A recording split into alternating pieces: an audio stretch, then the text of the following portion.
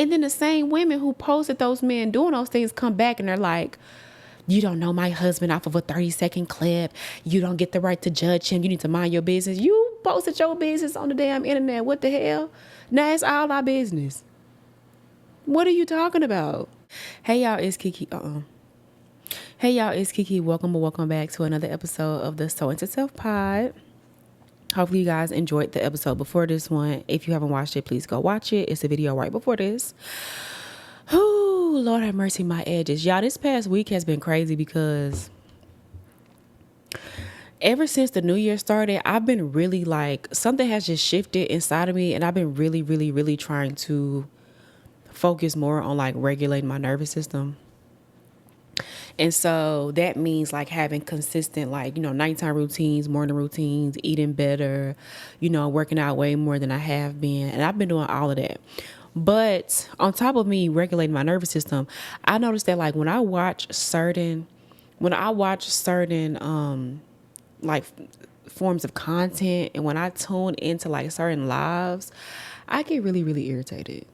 I get irritated very easily. I don't like that. I think it's a sign that I may need to pull back from social media right now because it really doesn't make sense how irritated I get.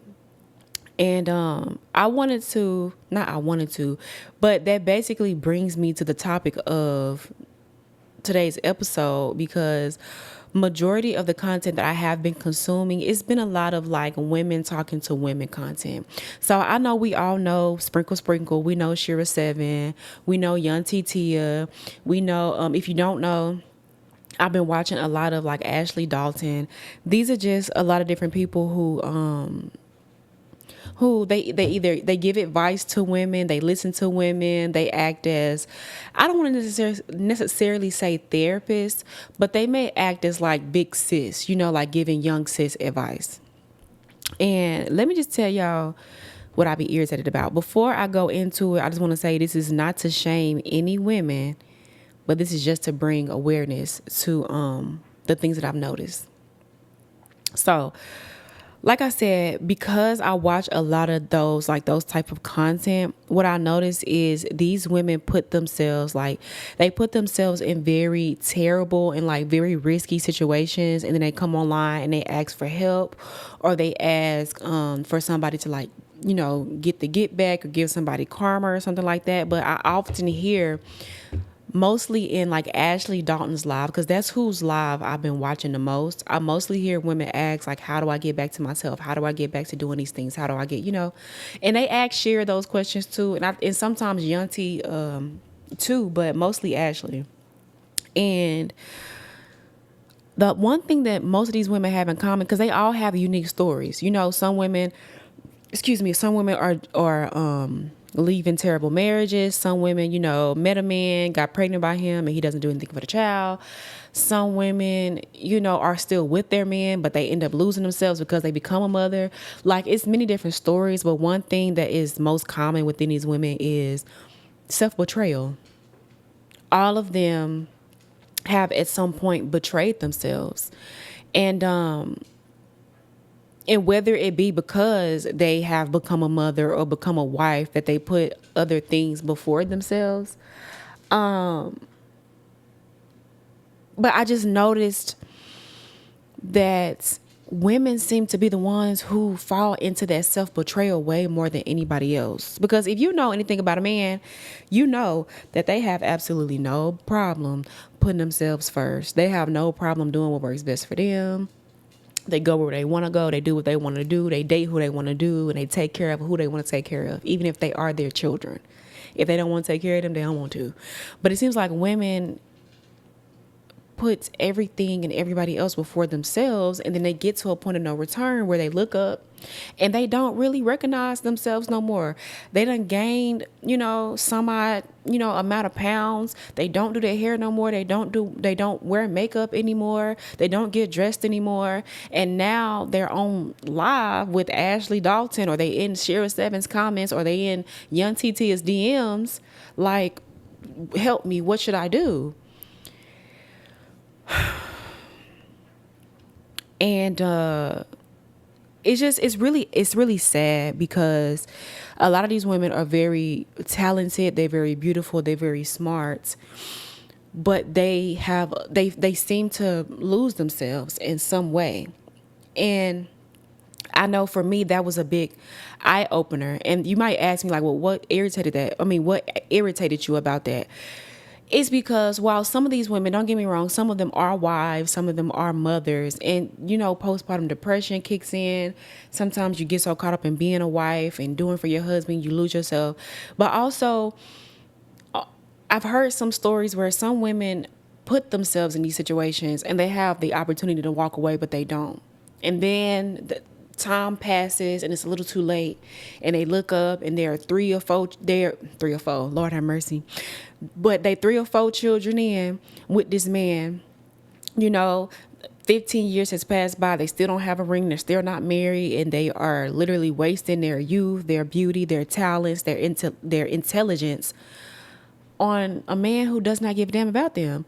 The irritation doesn't come from the women who are very aware of the fact that they put themselves into this position and they want to get out of it. The irritation or the frustration comes from the women who saw the red flags, had friends and family bring the red flags to the forefront.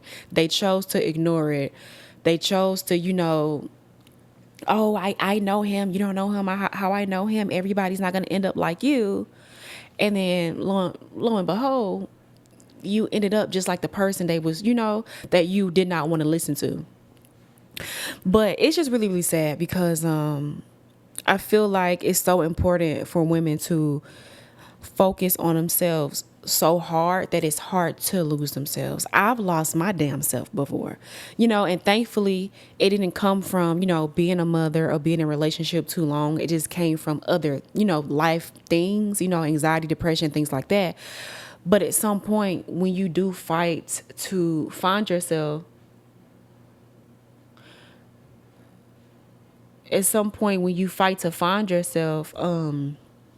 you really can't go back on that.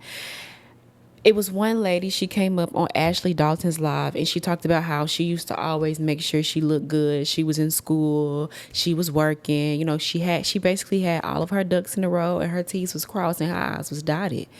And then she got into a relationship, she got pregnant, had a kid, and she stopped doing all of that. And Ashley always asks them like the perfect question. She's like, okay, at one point did you stop doing that? And they always know exactly when they stopped doing it, why they stopped doing it. And I think as a woman who has also lost herself at one point, it's important that you don't let it go too far because time flies. And before you know it, 15, 20 years has gone by and you don't even know who you're looking at in the mirror.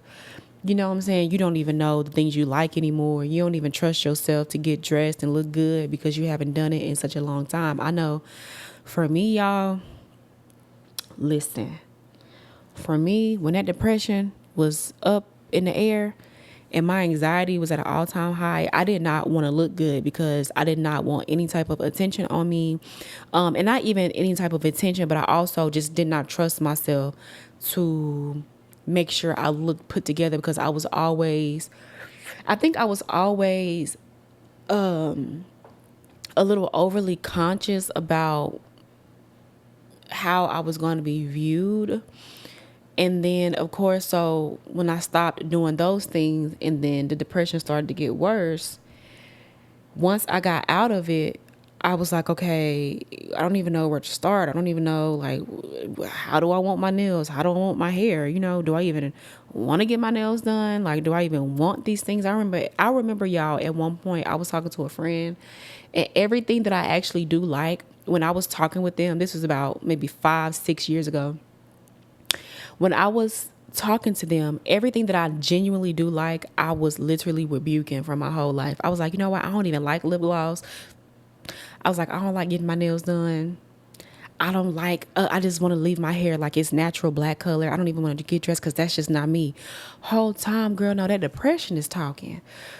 But I'm trying to figure out, not even trying to figure out, the point I'm making is, I think for women, it's so important to make sure that you make those things a priority so that you don't get too deep into losing yourself, that it's hard for you to get your groove back. Because don't get me wrong, I'm not a parent and I've never been a wife. So I don't even know what their life is like. I'm going to be completely honest with you. But I have lost myself, like I said. And when you lose your groove, it's hard to get your groove back. It takes a while to get your groove back. And so I feel like instead of waiting for a catastrophe or waiting for something bad to happen, waiting for something major to happen in your life for you to finally realize how important these things are to you, I think it's important to make sure that you highlight these things now and make them almost like non-negotiables. Like figure out, I know for me, I had to figure out exactly what was absolutely like not optional for me. And that's something I just cannot go with. And I just built from there. So it's like no matter what, when I finally do become a wife, when I finally do become a mother and all of these things, like this lifestyle, this routine, these things that I was doing before I was that was so important to me. Even me, excuse me, y'all. Oh, shit, damn. Glasses no went up, but even me being a mother, even me being a wife is not going to prevent me from taking care of myself first. And the truth of the matter is you really can't be the greatest wife, the greatest mother, the greatest friend, etc. if you don't take care of yourself first. And I think that's what I'm learning by watching all of these women have these horror stories when it comes to dating men and marrying men and ending up with they end up becoming a woman that they never even knew that they could become. And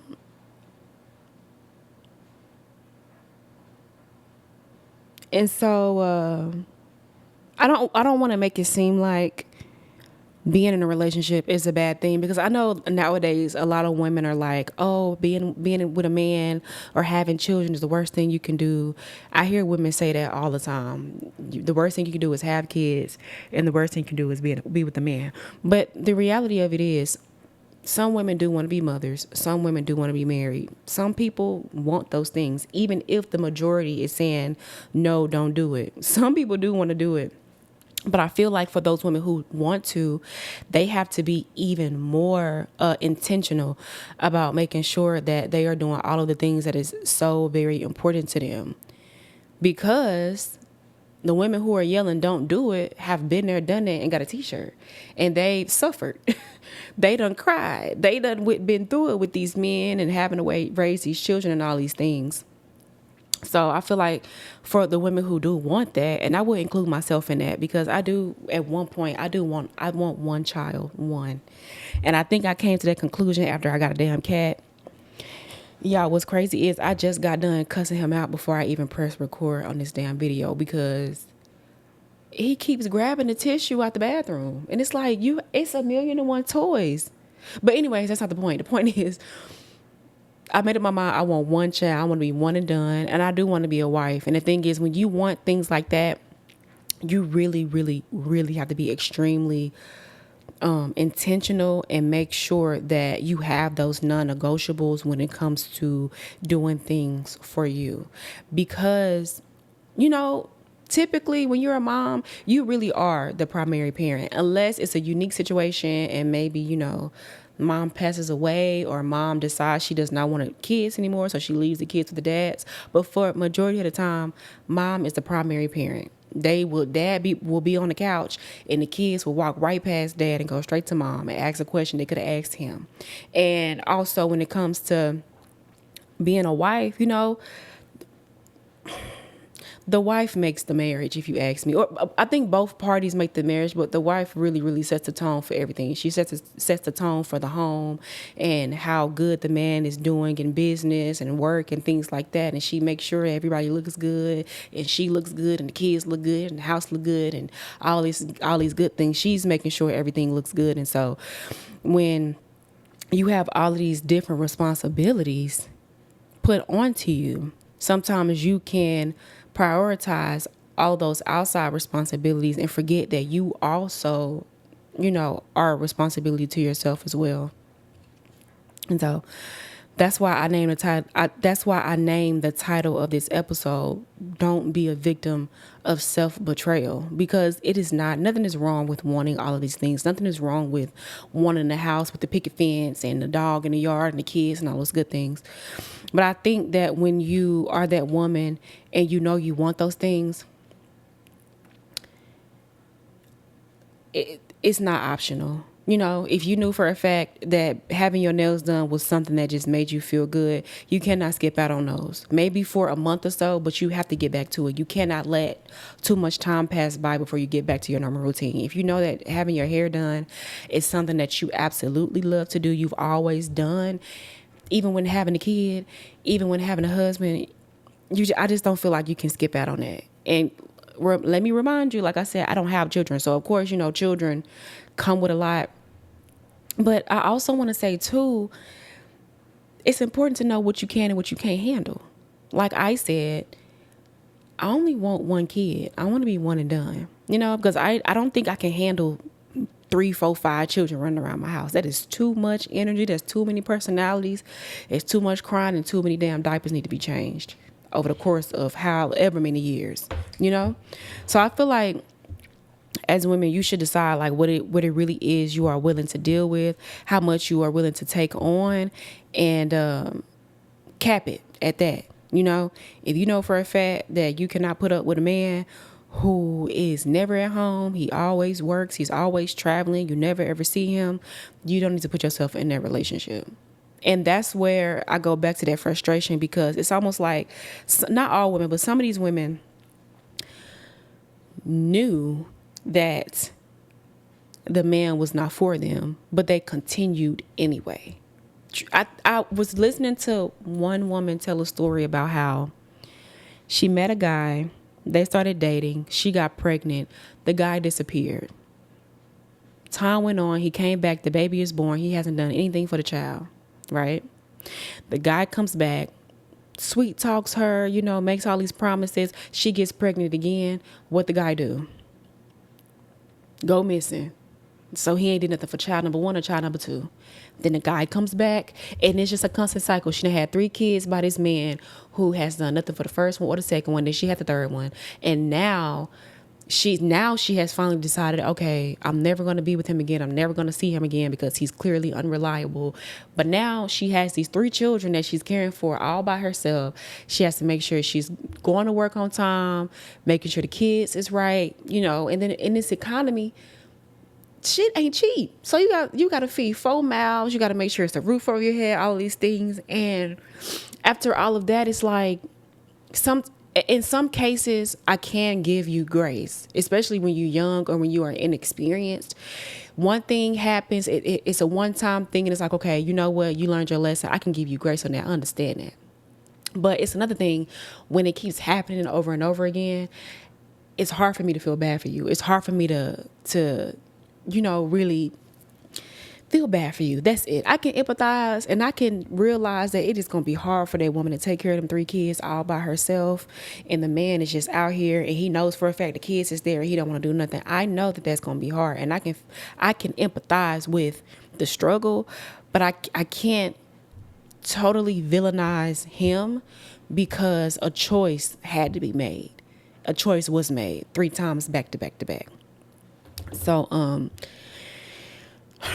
and I think that's where my frustration was coming from when I was watching some of these lives, because I'm like, I just don't get it, you know? And as a woman who has made it her mission to take as much accountability as possible when it comes to the things that don't really go my way in life or the things that go wrong, I like to make sure I not only focus on the other person's wrong, but I like to make sure that, I point out where I went wrong too, so that I don't just walk around with this victim mindset. And it seems like a lot of women fail to acknowledge the fact that a lot of the situations that they put themselves in, they put themselves there. And instead of trying to make somebody else the 100% villain in their story, they just need to acknowledge and admit that they were simply just victims of betraying themselves. Maybe a boundary was set and you didn't stick to it, or maybe, there were no standards there. Your priorities were messed up. Maybe your self-esteem wasn't where it needed to be, etc. It could be a number of things, but I think it's just hard for me to completely just want to shed a tear with you when you could have made a different choice. And that leads me to my next point. I don't know if y'all been on TikTok, but there's plenty of women on TikTok who love to post about their boyfriends, their husbands, fiancés, whatever, doing the most inconsiderate things. They post the video, and then of course people get in the comments, because everybody got a damn opinion, right? People would get in the comments like, "Oh no, why would he do that? He's wrong for that." Da da da da. And then the same women who posted those men doing those things come back and they're like, "You don't know my husband off of a 30-second clip. You don't get the right to judge him. You need to mind your business." You posted your business on the damn internet. What the hell? Now it's all our business. What are you talking about? That irritates me too, because it's like, girl, listen, what was the goal? You came on here, you told us that you asked your husband to leave you some food for you to eat, and he left you a spoonful of macaroni and cheese.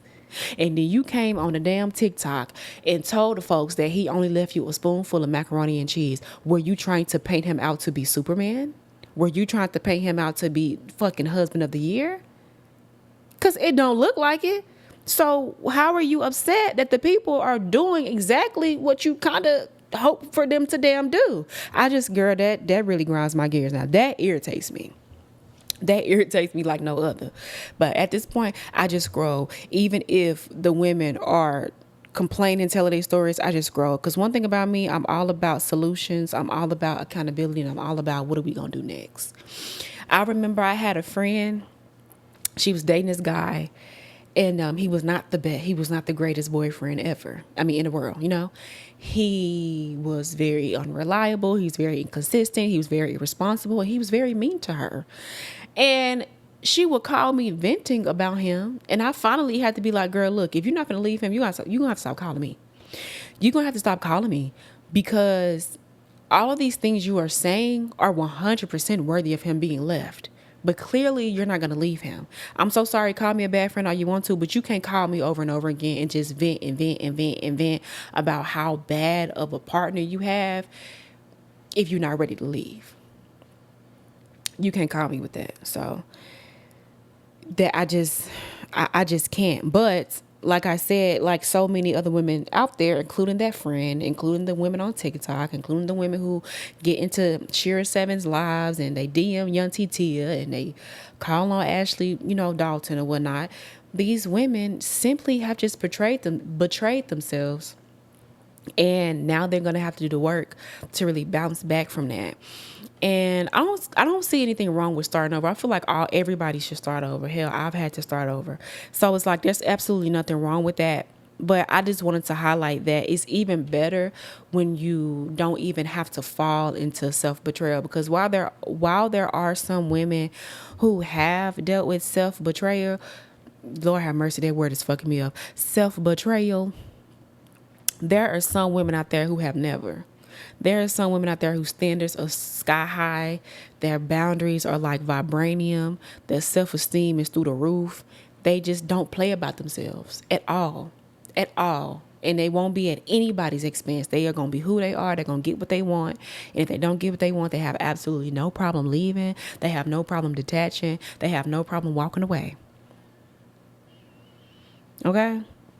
Now, at the age 19, it would have been something different. But at age 21, I was like, yeah, I'm not doing this no more. Goodbye.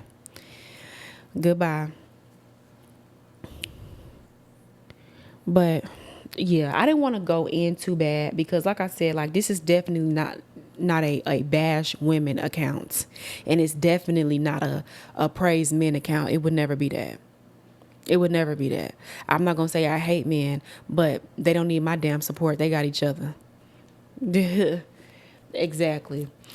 So, But yeah, I just don't I just don't like hearing women tell those stories. It's so sad. It's very heartbreaking, especially the women who come and they break down in tears and they tell like, I've tried all I can and I don't know what's happening. It's like, sister, what's happening is you are neglecting yourself. Your self-respect is not there. It needs to be at an all-time high so that no matter where you go and who you with, it just can't be shakeable. It can't be something anybody can break. And I'm very aware of men's tactics. I know men are very manipulative. Men act their ass off. Men are very predatory. Extremely that. Extremely that. And at the same time, I feel like that's why women have to be 10 times more solid about themselves and about what they stand for. It can't be it can't be that you have all these standards and these boundaries with your friends, but then when it comes to this man, you just let him skate all over the place and play with your feelings. And when I ask you why you did that, your response is, well, it's lonely. Girl, that's not good enough for me. I'm sorry. I guess I can understand because, well, can I understand? I like being by myself, so maybe well, no, I can understand. Loneliness is not fun, but being played with ain't either. So it's like you got to pick one of the lesser evils. Is that what I was looking for? Is that right? Is that right? But yeah, like it's just like which one is worse, girl? Like steady having your heart being broken or being lonely. Lonely don't seem too bad. Single, it's not that bad. And it's not the worst thing in the world to be single. I promise you it's not. It's just so many other things that can be happening in your life. And you just have to accept the fact that, yeah, I'm single, but ain't nobody cheating on me. I ain't got no man in my house, in my kitchen, eating up my damn food, watching football on my damn TV, using my fucking Wi-Fi to scroll through Instagram. Like, please, please. I can't. I just cannot with the shit. So, that was a mouthful, you guys. I wasn't even supposed to, I wasn't trying to make this episode this long, if I'm honest with you. But sometimes you go off on a tangent and things just happen. But yeah, don't be a victim of betrayal. I feel like a lot of women fall into that because the women that we were raised by didn't really have, they didn't know no better, and their mothers didn't know no better, and so on and so forth. So sometimes it is like a generational thing. However, at the same time, what feels good and what doesn't? It's like what feels good about this, because it doesn't feel good at all. And if it doesn't feel good, it's just you just gotta choose something different. You have to. And so I literally vowed to myself, I can't betray myself. And I also have to highlight that it's not the easiest thing in the world, especially when you come from being a people pleaser, or not want to rock the boat, not want to upset nobody, not want to cause any friction. Choosing to not betray yourself can be hard in the beginning, but for me, it was like, I've always said this and I'm gonna keep saying it. If I have to choose between me and you, it's always gonna be me. Call me selfish, call me self-centered, call me self-absorbed. I don't give a damn. It was always gonna be me. Always. Always. Because I'm the most permanent thing in my life. Why would I not choose me over you? If I know for a fact you are hurting me, girl, bye. And that's just that. But I'm gonna wrap up this episode, y'all, because I feel like more thoughts are coming to my head. It's getting longer and longer and longer. So, but yeah, hopefully you guys enjoyed this episode. Don't forget to like, comment, and subscribe, and let me know how y'all feel about self-betrayal. And if y'all watch any of those creators I named, Shira Seven, Ashley Dalton, Young T Tia, and it's a bunch of others, but those are my top 3. And I will see y'all in the next episode of the So Into Self podcast. Bye, y'all.